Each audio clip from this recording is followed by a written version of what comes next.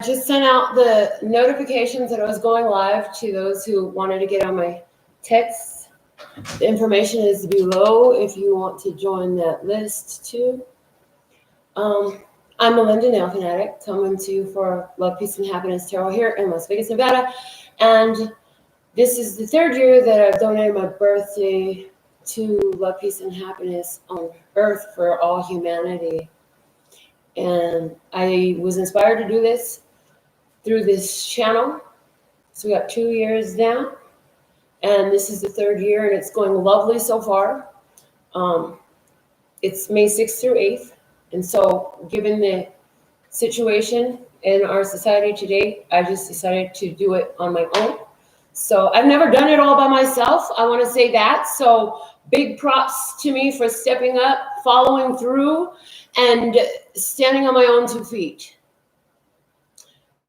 You know, I'm going to talk later on. I'm going to make a note about how I had to overcome stage fright in order to be able to do this even more confidently. And I'm going to do that in the next segment that I do. This segment is going to be a little bit different than what you're used to. I am going to kick my feet up on this other chair over here. Enjoy the fact that the door is open. There's a beautiful breeze flowing through. Enjoy the beautiful view that I have. Some beautiful trees out here, a beautiful home, a beautiful yard, etc. And this conversation with you. And we're going to discuss some information that I want to first off say, before we get into any of this, that I am not an expert in any book or anything like that. And definitely not in the 2 books that I showed in the thumbnail. The Maharishi's Supreme Offering to the World, to every individual and to every nation, Enlightenment and Invincibility. To every individual and to every nation. So this book and this book is what we're going to talk about today. This one is the Kybalion, a study of the Hermetic philosophy of ancient Egypt and Greece, the 3 initiates. Okay, so we're going to have a group discussion today. Hopefully, I will retain more information as I go over it again with you. These 2 books came to me. This one I purchased on eBay. I've recommended over the years that y'all purchase this. It's like $5. This small little book, lots of meat and potatoes in it, and I love me a good steak. I'm just saying. This one I found in my favorite way to buy books. I love when the universe aligns me with that what I desire that I didn't know that I wanted. So I enjoy going to secondhand stores and cruising the bookshelves and see what I see. And I always find great finds there. I found several amazing books that were perfect for me. But these 2 had some information that I've discussed on the channel before. And as I was sitting pondering the night before the retreat was to begin, okay, how am I going to feel 3 days on my own? What are we going to talk about? What are we going to do? Let's God, you had me chill. Okay, I need to get ready. I got to check in. So it was like crash course studying, cramming the night before the test. It felt like it was interesting, but I always operate well that way. So, hey, procrastination is just allowing the energy to align and working in harmony with divine time. So this came up and it is a great idea. So what I want to do is spend some time. I want to read from this book some texts that the book has, and I want to have a discussion about it and see if we can really understand the material the best to our ability. We're going to do the best we can, which is all we ever expect of ourselves. Do the best we can and be happy about that. And so that's what we're going to do, the best we can to grab as much of the meat and potatoes that's in this information. We're going to discuss both of those. And then later this evening, depending on what time we finish here, I'll give myself some more time to get myself together. It's amazing how the timing has just been so fluidly perfect. It always works out that way when it comes to the Love, Peace, and Happiness Retreat, doesn't it, ladies? Hashtag Love Stock 2020. Praise, praise, praise. 3 years in. Okay. And what I'm going to do in the next segment after this, when I go live next, is tell you a little bit about me. And so I wrote down the whole idea that just came. God said, talk about this too while you're in there talking about that. So there's some things that I received through download that this was what I should talk about. That it would not only help you to know me a little bit, but to see what school I went to, is the way I'm hearing. What school I went to. Yeah. Okay. So with that being said and done,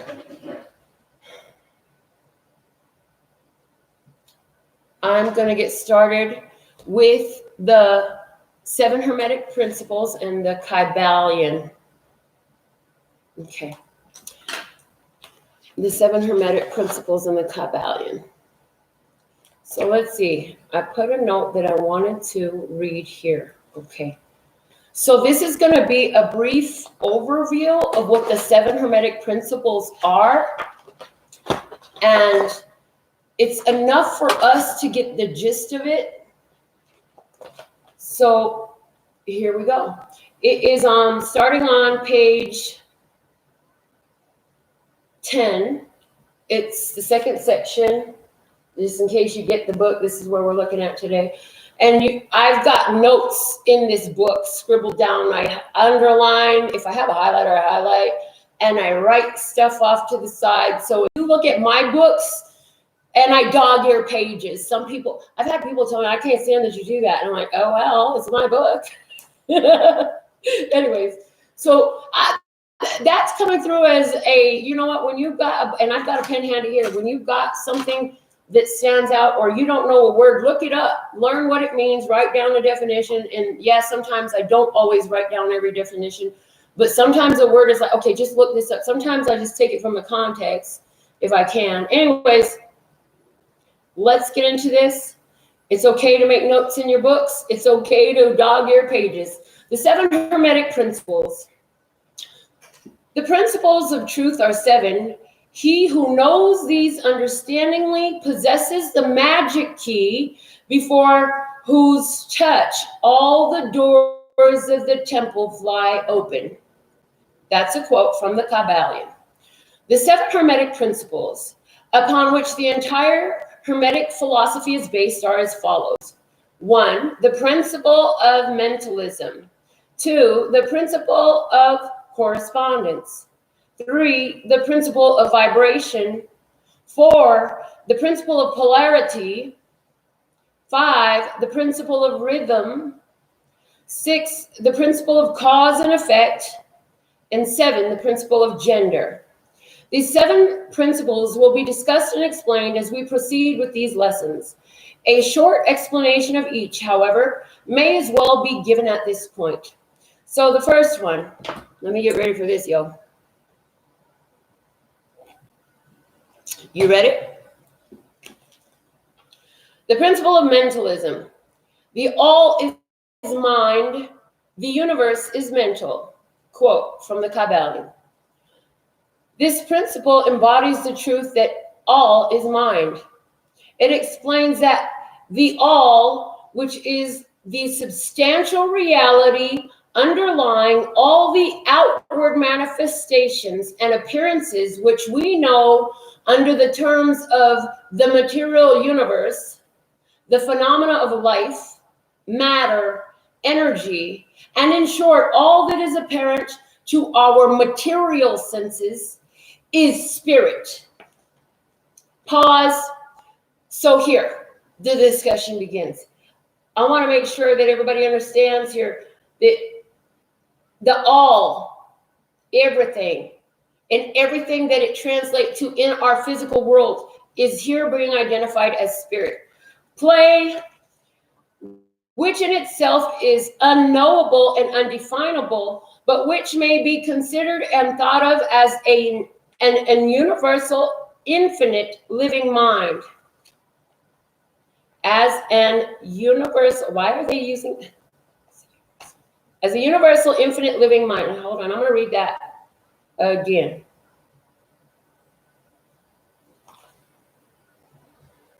This principle embodies the truth that all is mind. It explains that the all is spirit, which in itself is unknowable and undefinable, but which may be considered and thought of as a universal, infinite living mind. It also explains that all the phenomenal world or universe is simply a mental creation of the all, subject to the laws of created things, and that the universe as a whole and in its parts or units has its existence in the mind of the all, in which mind we live and move and have our being. We are one. This principle, by establishing the mental nature of the universe, easily explains all of the varied mental and psychic phenomena that occupy such a large portion of the public attention, and which, without such explanation, are non-understandable and defy scientific treatment.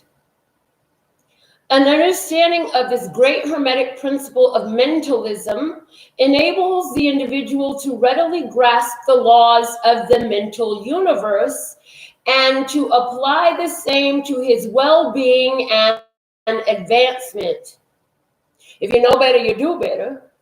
The Hermetic student is enabled to apply intelligently the great mental laws instead of using them in a haphazard manner. With the master key in his possession, the student may unlock the many doors of the mental and psychic temple of knowledge and enter the same freely and intelligently. This principle explains the true nature of energy, power, and matter, and why and how all these are subordinate to the mastery of mind. One of the old Hermetic masters wrote long ages ago, "He who grasps the truth of the mental nature of the universe is well advanced on the path to mastery." And these words are as true today as at the time they were first written. Without this master key, mastery is impossible. And that student knocks in vain at the many doors of the temple. We're going to pause there. So, in review of this portion of mentalism, the all is mind, everything that you could see and everything you can't see is all one. Why we always acknowledge that there is a connection. This is why psychic phenomena works. This is why I can channel the truth about life that you're living, even though I've never met you. And weird details show through when they need to give you the confirmation and the answers to the questions that were on your soul, and you're tuned in, tapped in, turned on, and you're watching every show. And so that connection and the pushing of the button and giving it the thumbs up says, I'm here, I'm present, I'm ready. It's a connection to the inner, it's a physical expression of a connection, right? So the mind is everything. You're connected to all things. As you give your focus to it, you're turning it on in your energy. Anyways, I'm going off on a tangent. Let's go back to the principle of mentalism. The all is mind. The universe is mental. Everything starts with the mind. It is the most important thing to understand. The most valuable thing that you should exercise, utilize, value is your mental ability. And now I'm receiving the example of many of the stories that you've heard of ones who end up paralyzed in a hospital bed, and they're telling them they'll never walk again. The next thing you know, they're like competing in the Olympics. I don't know who this person is, but somebody out there knows their name. Just saying. And there's a lot of people who went on from major health issues near the brink of death. Like, there's so many experiences, right, where the mind and the utilization of it intentionally, deliberately, decisively, in an empowered fashion, allow that person to experience things that others said was unavailable to them because they couldn't see it. This is why on this channel we say if you can see it in your head, you can hold it in your hand. You can see it in your mind, you can hold it in your hand. But first, you can't see it in your mind. There's no way you're going to hold it in your hand, you know? And I hear, well, what about the stuff that I didn't know I was going to hold in my hand, Melinda? And it's because you did at some point see it in your head. Maybe you forgot about it, but you did. You attracted everything that you needed. And it comes in on a frequency. Let's go ahead and continue where we're at, though, before I get off on tangents. Number 2, the principle of correspondence. As above, so below. As below, so above. Quote from the Kybalion. This principle embodies the truth that there is always a correspondence between the laws of phenomena of the various planes of being and life. The old Hermetic axiom ran in these words: as above, so below, as below, so above. And the grasping of this principle gives one the means of solving many a dark paradox and hidden secret of nature. There are planes beyond our knowing, but when we apply the principle of correspondence to them, we are able to understand much that would otherwise be unknowable to us. This principle is of universal application and manifestation on the various planes of the material, mental, and spiritual universe. It is a universal law. The ancient Hermeticists consider this principle as one of the most important mental instruments by which man was able to pry aside the obstacles which hid from the view of the unknown. Its use even tore aside the veil of Isis to the extent that a glimpse of the face of the goddess might be caught. Just as a knowledge of the principles of geometry enables man to measure distant suns and their movements while seated in his observatory, so a knowledge of the principle of correspondence enables man to reason intelligently from the known to the unknown. Studying the monad, he understands the archangel. The monad, I had to write this definition down. The monad, a single unit, the number one. So studying the single, the one, the whole, all that is, he understands the archangel. Now, okay. So as above, so below. Principle of correspondence. That statement about the archangel at this exact moment, I understand that he who understands the one understands the all, understands the action.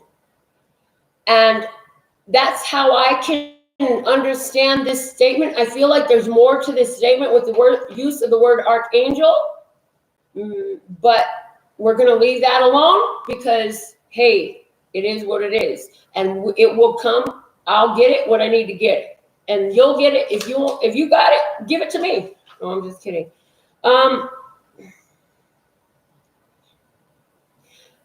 The laws of phenomena and the planes of being in life. The laws of phenomena. Major events happening, things being put into place. The happenings, the ongoings are the phenomena. And this is letting us know that things are happening as above, so below. And this knowledge and use of this as a tool can help us to understand things that were not understandable. For example, I'm going to give you an example that came to my mind while I was reading this, that I downloaded, is what that means when you have something come to your mind, right? A download that, this is like when I've done certain readings and I get a very strong urge to clean out the closet or clean under the bed, right? As above, so below. And I've spoken on the show over and over again about how the house represents your physical vessel in many ways. And so when you're in a pleasant environment in your home, this is beneficial in so many ways. And when it's unpleasant, this is representative of so many things, and it's all correspondent outside with inside.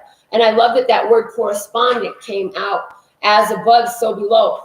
And so when we take the axe to clean the cracks and crevices, the closets and the junk drawers and such, and clean out under your bed, you shouldn't have anything under your bed. I'm just saying. There's so much though that if we would understand that cleaning these areas out physically, as above, so below, as below, so above, means you're cleaning them out in the spirit energy realm as well. So if you're cleaning in the below realm, in the physical realm, the 3D is the below, then you're doing some cleaning up above in the higher realms as well, the spiritual realms. And when the spiritual realms is going through cleansings, the physical realm sees the cleansings too. Think about it. When you've gone through spiritual upgrades, the physical world around you becomes cleansed as well. You'll find that you may be moving your entire life, your home. You may be upgrading your wardrobe. You may be letting go of friendships. You may be changing careers so much, changing your hairstyle. Some people cut their hair. Spiritual transformations are evident a lot of times when people take these extreme courses of action. It's an evidence of a spiritual transformation. Because as above, so below, as below, so above. So this is why we always say on this channel that it's all a spiritual source. The source of it all is always spiritual.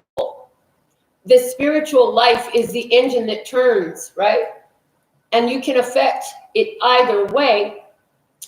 And so if you want to, in the spiritual life, the all that is mind. And so if you want to affect the way it turns, you change the physical effect. Or you can change the physical effect from changing the way it turns. It works together. It's one system. I hear binary system. The unseen element and the seen element. The higher realm and the lower realm works together correspondingly. So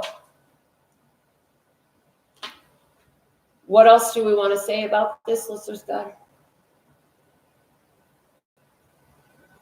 I hear this is why your connection with the higher realms is important, your higher self.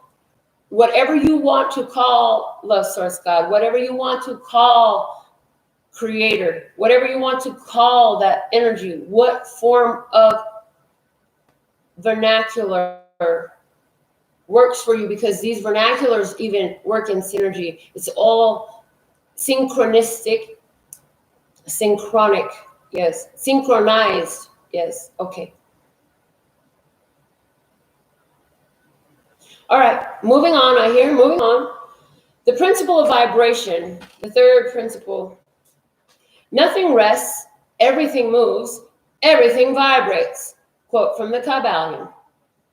This principle embodies the truth that everything is in motion, everything vibrates, nothing is at rest, facts which modern science endorses and which each new scientific discovery tends to verify.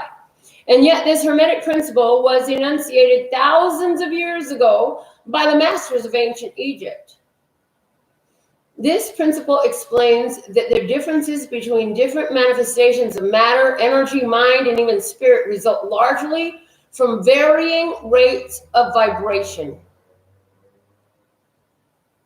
From the all, which is pure spirit, down to the grossest form of matter, all is in vibration. The higher the vibration, the higher the position in the scale. This next sentence is circled. The vibration of spirit is at such an infinite rate of intensity and rapidity that it is practically at rest, just as a rapidly moving wheel seems to be motionless. I have a comment on the side of that statement. It says, this is why peaceful is how vibrating monads appear. Showing the use of the word that I learned that I forgot, but I got it again because of my sentence. Okay, so the higher you're vibrating, this is why you're sitting still, you seem more peaceful, because like it's saying here, when you're vibrating so high, it appears that you're not even moving. So it's interesting. This is what I channeled through there. Okay, continuing on. At the other end of the scale, there are gross forms of matter whose vibrations are so low as to seem at rest. And I hear sleeping and woke. Spiritual sleeping. So sleeping versus woke, but interesting. Okay. Between these poles, there are millions upon millions of varying degrees of vibration. From corpuscle and electron, atom and molecule, to worlds and universes, everything is motion.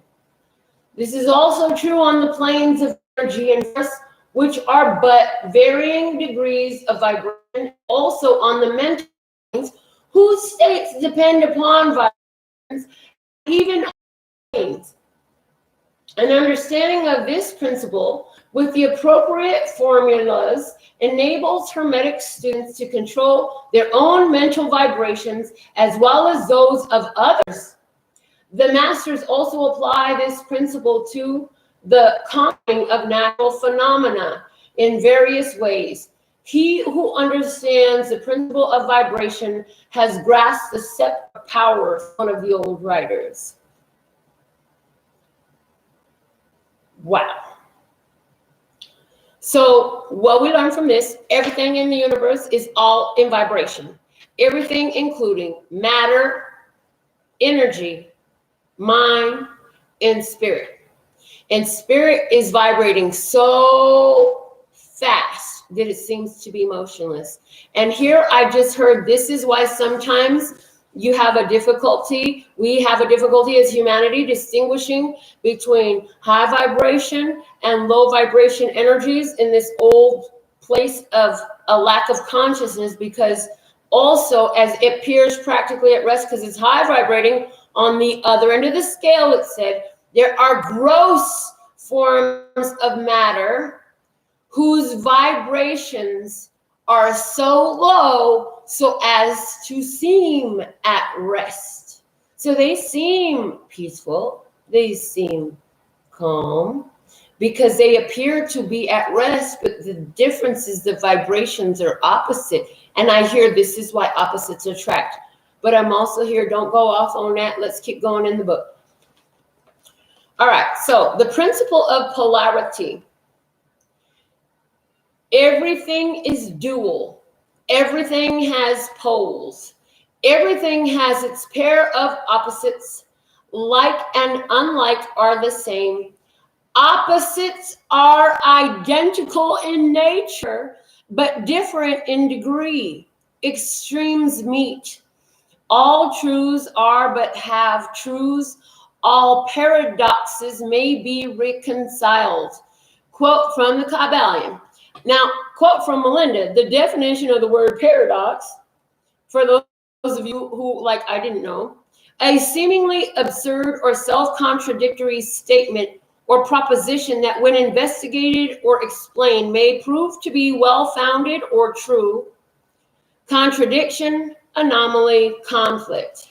So all conflicts, all contradictions can be reconciled. So what I just saw is like -2 + 2 = 0. Okay.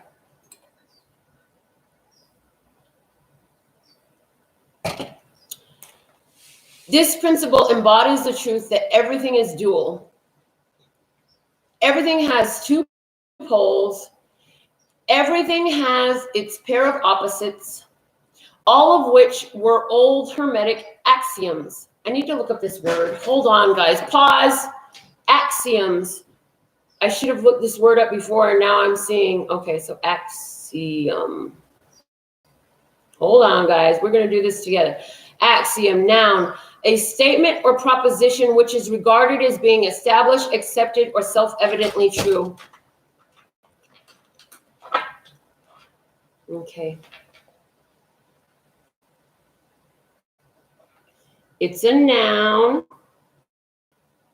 a statement, or proposition, which is regarded as being established, accepted, or self-evidently true.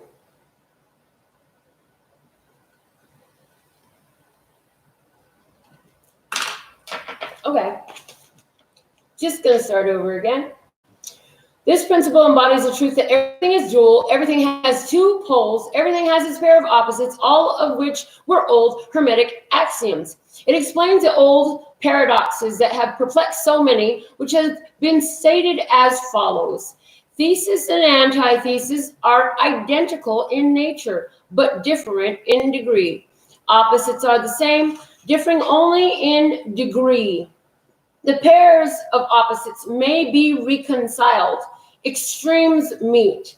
Everything is and isn't at the same time. All truths are but half-truths. Every truth is half false. There are two sides to everything, etc., etc., etc. It explains that in everything there are two poles or opposite aspects, and that opposites are really only the two extremes of the same thing, with many varying degrees between them. To illustrate, hold on. To illustrate, heat and cold, although opposites, are really the same thing. The differences consisting merely of degrees of the same thing. Look at your thermometer and see if you can discover where heat terminates and cold begins. There is no such thing as absolute heat or absolute cold. Two terms, heat and cold, simply indicate varying degrees of the same thing. And that same thing which manifests as heat and cold is merely a form, variety, and rate of vibration. So heat and cold are simply the two poles of that which we call heat, and the phenomena attendant thereupon are manifestations of the principle of polarity. The same principle manifests in the case of light and darkness, which are the same thing. Seeing the yin-yang symbol, people. The difference consisting of varying degrees between the two poles of the phenomena. Where does darkness leave off and light begin? What is the difference between large and small? Between hard and soft? Between black and white? Between sharp and dull? Between noise and quiet? Between high and low? Between positive and negative? The principle of polarity explains these paradoxes, and no other principle can supersede it. The same principle operates on the mental plane. Let us take a radical and extreme example of love and hate. Two mental states, apparently totally different, and yet there are degrees of hate and degrees of love, and a middle point in which we use the terms like or dislike, which shade into each other so gradually that sometimes we're at a loss to know whether we like or dislike or neither. All are simply degrees of the same thing, as you will see if you will but think a moment. And more than this, and considered of more importance by Hermeticists, it is possible to change the vibrations of hate, vibrations of love, praise, in one's own mind. Praise! And in the minds of others. Hallelujah. Many of you who read these lines have had personal experiences of the involuntary rapid transition from love to hate and the reverse in your own case and that of others. And you will therefore realize the possibility being accomplished by the use of the will. By means of the Hermetic formulas, good and evil are but the poles of the same thing. And the Hermeticist understands that the art of transmuting evil into good by means of an application of the principle of polarity. In short, the art of polarization becomes a phase of mental alchemy, known and practiced by the ancient and modern Hermetic masters.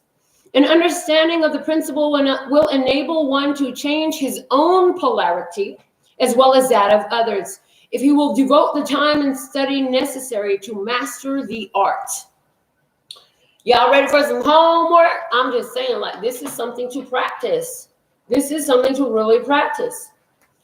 How's it coming along for everybody out there? Wanda, Kat, Michael, lovely to see you here. I'm glad that you came in for what we're doing today. Please put your comments up. Yes, we're sharing some of the knowledge that has benefited us. I'm sharing some of the knowledge that has benefited me in my life, because I didn't know none of this, and nobody I knew none of this. And little by little, I would get downloads, and then I would get information to confirm what I had downloaded. And then once I started to see, then it was like, bam, especially when I went for books. So here we go. Whew. So the principle of polarity, everything is dual. There's just different ends of the spectrum, heat and cold, just like the thermostat, right? It went into all these different dualities. My favorite part from this section is where it says it is possible to change the vibrations of hate to the vibrations of love in one's own mind and in the minds of others. We talk about transmuting energy all the time. And every time you get hit with hate and you say, thank you, thank you, thank you, I love you, I love you, I love you, and leave it at that, whether it is out loud or spiritually, physical presence or spiritual energy, every time you do that, you're transmuting energy. And this principle talks about what we're doing. It breaks it down to the mechanics, okay? So I hope that you're grasping all of this. And I'm ready to move on to the fifth principle. It's the principle of rhythm. Here we go, folks.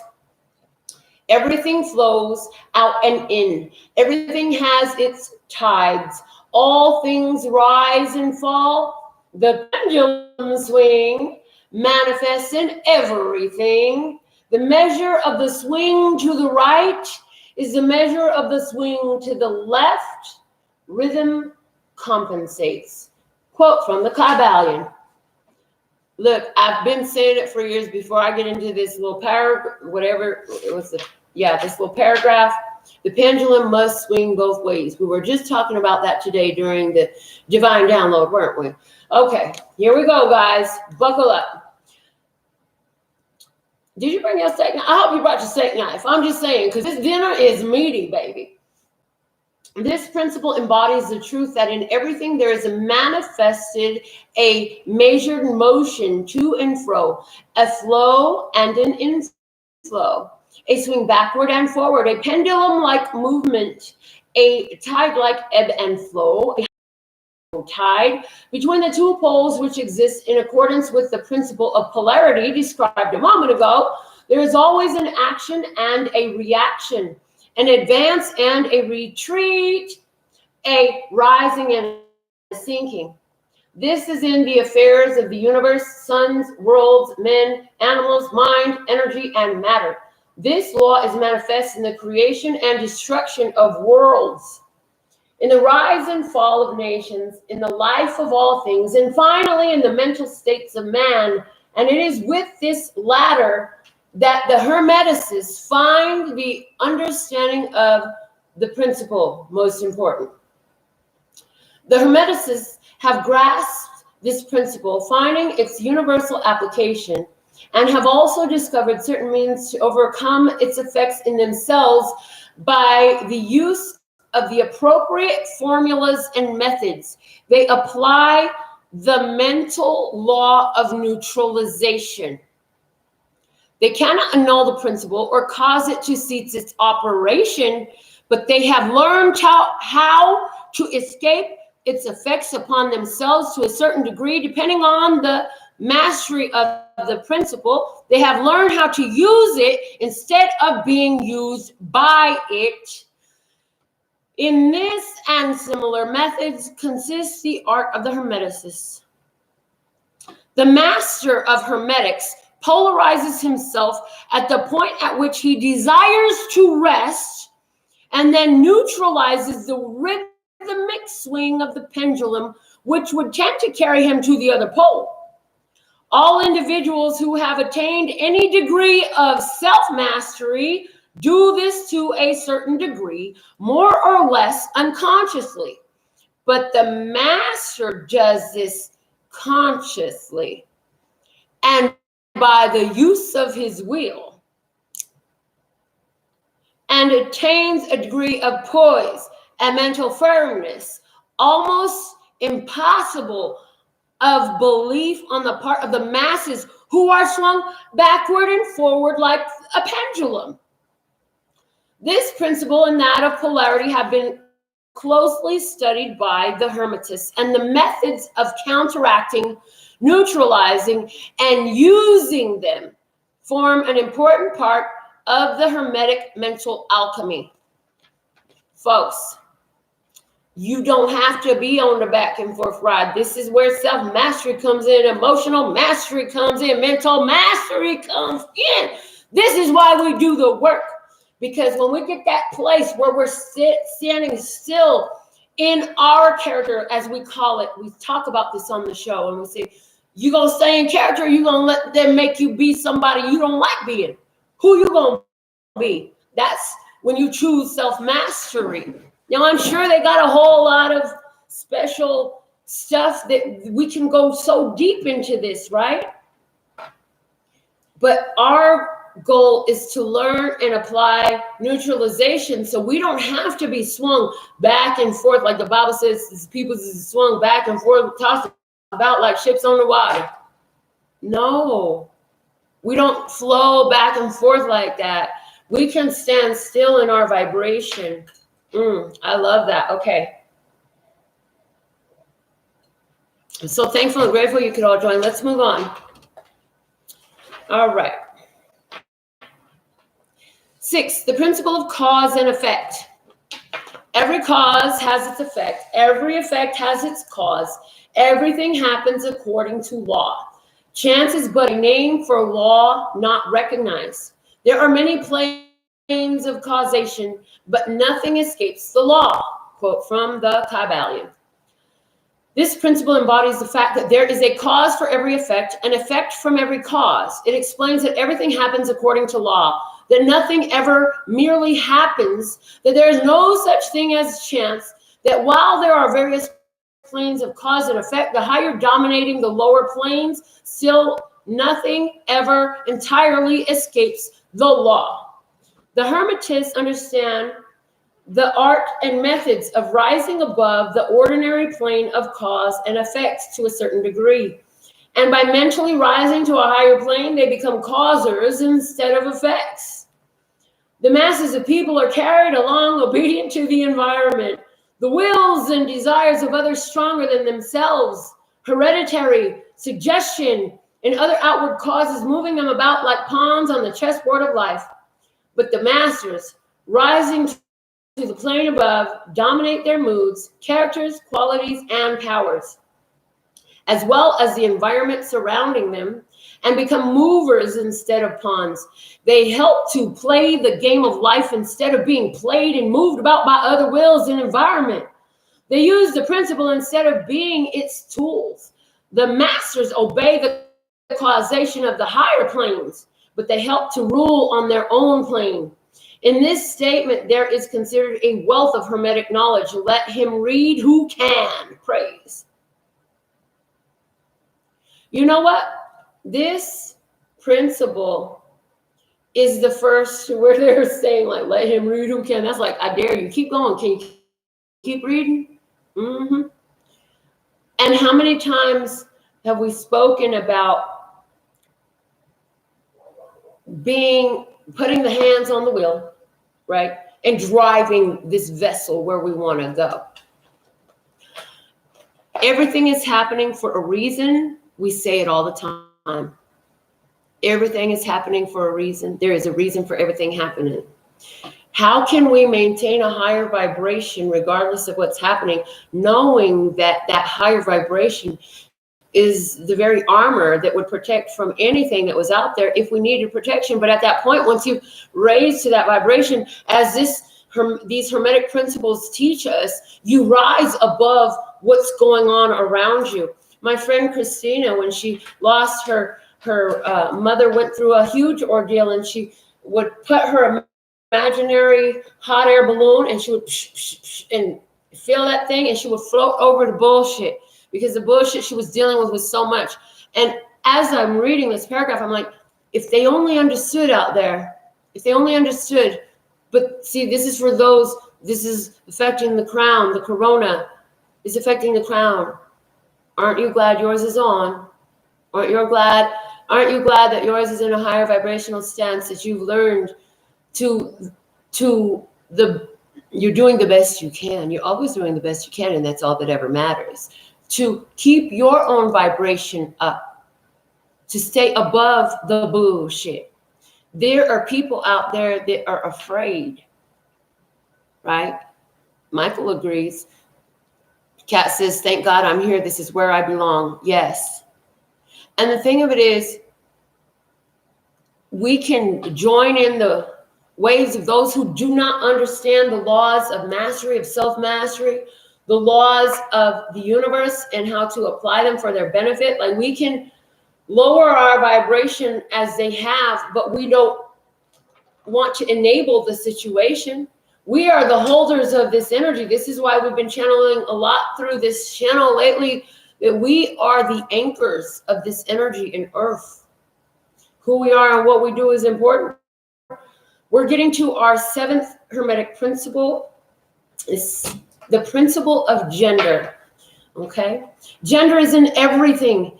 Everything has its masculine and feminine principles. Gender manifests on all planes. Quote from the Kybalion. This principle embodies the truth that there is gender manifested in everything, the masculine and feminine principles ever at work. This is true not only of the physical plane, but of the mental plane and even the spiritual planes. On the physical plane, the principle manifests as sex. On the higher planes, it takes higher forms, but the principle is ever the same. No creation, physical, mental, or spiritual, is possible without this principle. An understanding of its laws will throw light on many a subject that has perplexed the minds of men. The principle of gender works ever in the direction of generation, regeneration, and creation. Everything and every person contains the 2 elements or principles, or this great principle within it, him or her.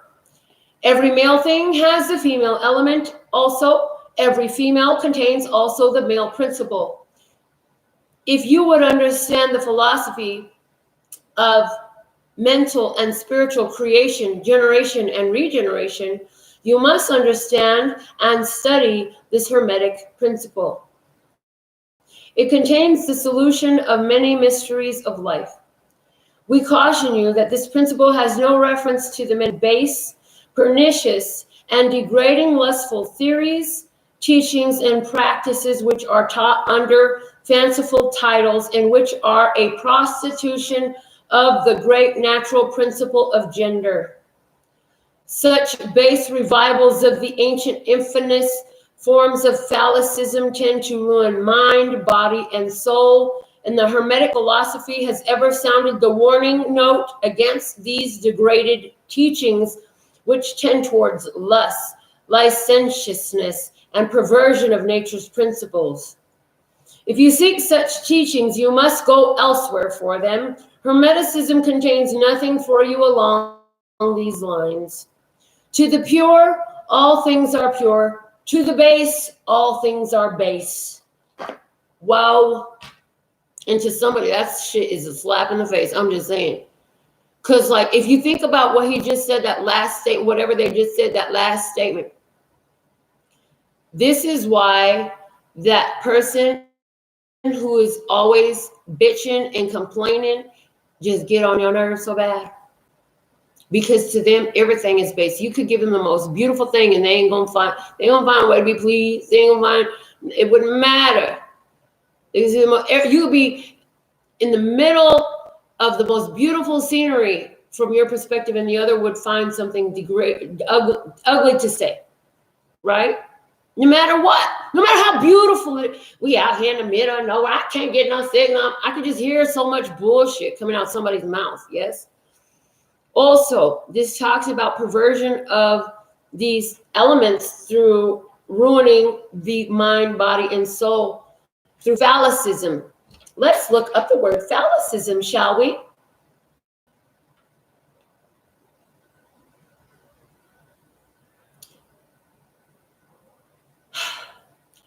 Phallicism, the worship of the generative principle as symbolized by the phallus. So this is like,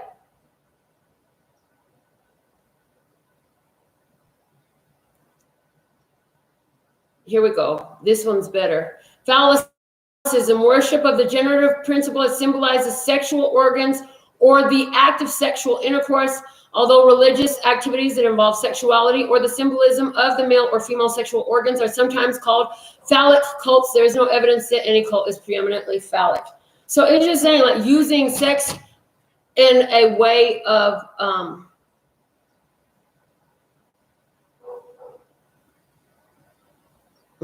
religious worship in sexuality or the sexual organs. Sex is the root chakra and the sacral chakra area of the body. It's nowhere near the crown. Oh, okay, thank you. Okay.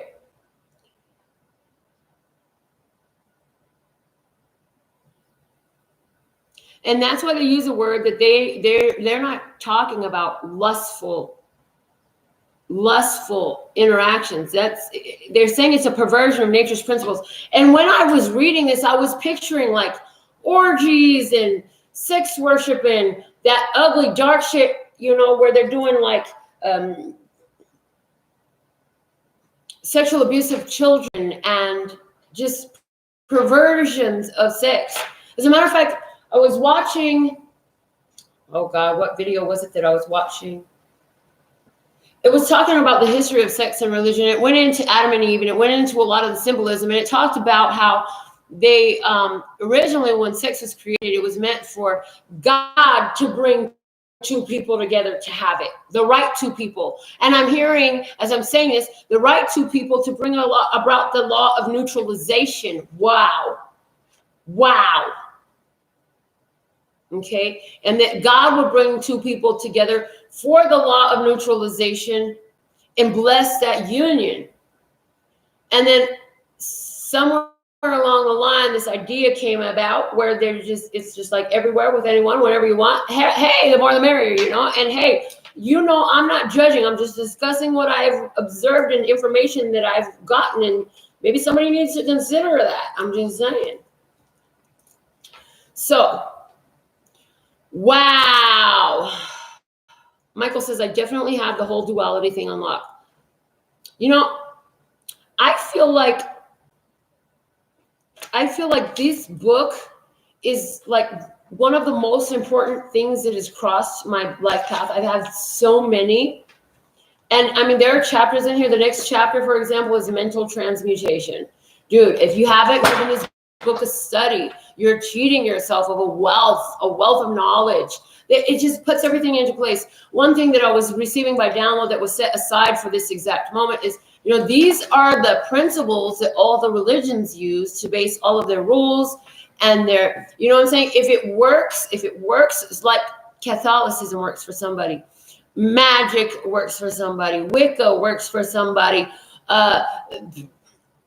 Think about it. Prayer. What is prayer? But simply evoking the all is mind and raising your vibration to stay above the pendulum swing and neutralize the polarity and let God bring you to the right thing, right? So when you begin to understand the laws of the Kybalion, I just feel like the operation of your world around you begins to make so much more sense.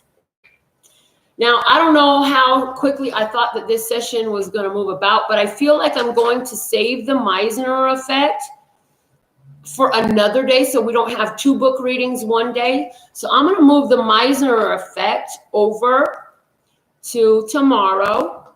Okay. Let me put it here in my notes. I'm going to move the Meisner effect over tomorrow. And I want to talk today instead about, at this time, I'm going to go live again, and I'm going to talk about who I am, and I'm going to talk about how we can honor objects, people, plants, and things in our life a little bit. And so I'm going to combine those 2 parts, and we're going to talk about that today. And so I'm going to take a short break. How long is this? I'm seeing 30 minutes. So I get 30 minutes, guys. Let me see. Oh, wow. The timing on this stuff is just, I'm telling you, perfect flow, because it's now 6:58, about to be 7 o'clock Pacific. So at 7:30, I'll be back for another part. It's going to be more of a speaking part. I love your engagement. Anywhere where you have comments, thank you so much for putting them out there. Anywhere where you want to engage with me, especially as I'm talking about myself, I really would love to answer important questions. Of course, I have the right to reserve. I don't have to answer anybody nothing, but the ones that I want to, I will. I'm just saying, if y'all want to put questions in, stuff like that. So I'll be back in 30 minutes. If the information, if you want to join the text notifications, is below all the videos now. And until next time, I love you. Hashtag LoveSock 2020 is in full effect. Until next time, later.